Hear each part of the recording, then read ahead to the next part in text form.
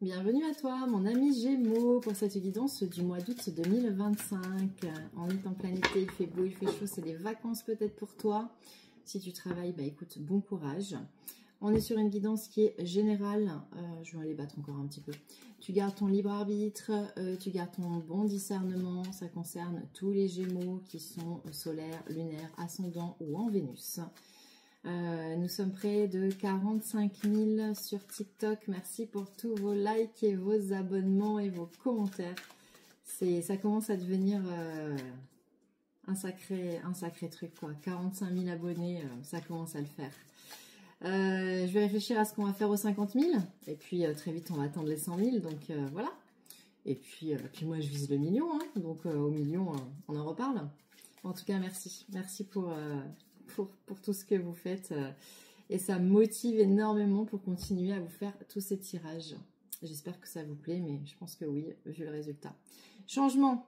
Tu es dans un gros changement. Là, ces cartes-là, c'est un petit peu dans le tarot de Marseille. C'est la route fortune. C'est-à-dire qu'on t'annonce un changement qui va être assez rapide, très certainement sur la prochaine saison. Donc, tu es en train de préparer quelque chose là au mois d'août.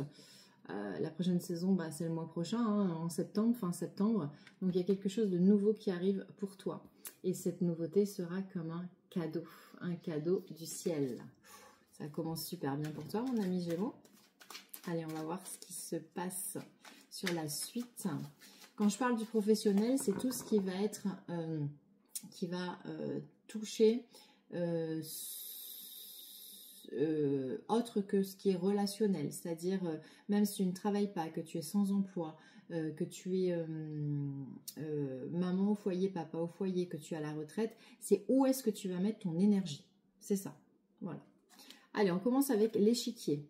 Donc bon, on sait que tu es un sacré stratège, mon ami Gémeaux, donc je te fais confiance et je sais que tu vas avancer tes pions dans le bon sens l'un après l'autre, mais c'est ce qu'on te demande de faire, on te demande de continuer à le faire. Et c'est très bien ce que tu es en train de faire. Oh, magnifique.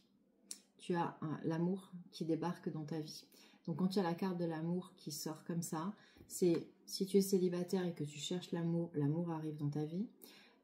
Si tu ne veux pas d'amour de l'autre, ça sera l'amour de toi en fait, ce que tu arrives à t'apporter. Si dans ton couple ça va pas très fort, ben soit l'amour revient dans ton couple avec la même personne, soit ben c'est l'amour avec une autre personne. Mais en tout cas l'amour est là. Et puis si tout va bien dans ton couple, ça veut dire que beaucoup d'amour continue à vibrer ou repartent un petit peu comme au premier jour. C'est une très belle carte quant à l'amour. Ah, en plus, tu as la carte de la sexualité. Je ne peux pas la montrer parce que sinon, je vais être bannie. Donc, je la retourne. C'est la carte de la sexualité.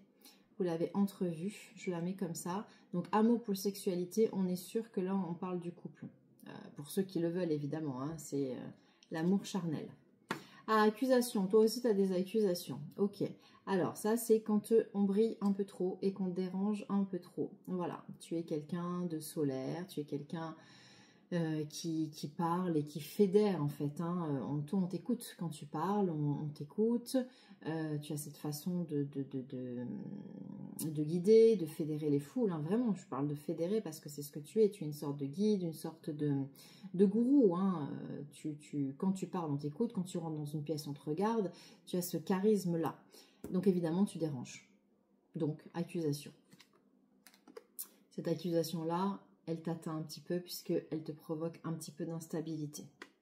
D'accord? Ça, c'est ton présent. Ah ouais, tu as quand même la trahison. Ok. Ouais, donc on est quand même sur quelque chose. Alors on a la première partie de tout ce qui va être amoureux. Mais avec l'échec, l'accusation, l'instabilité, la trahison, il y a quand même quelque chose qui se trame pour toi, là, mon ami Gémeaux. Qui est pas tout simple quand même.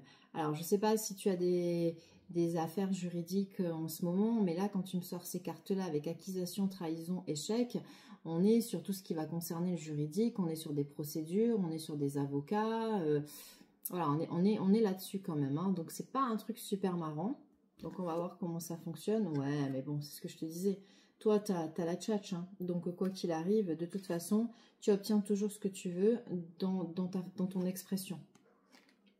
la séparation. On te dit de te séparer de tout ce qui va être mauvaise énergie, tout ce qui va t'embêter, tout ce qui va te plonger dans cette instabilité. Sépare-t'en, écarte-t'en.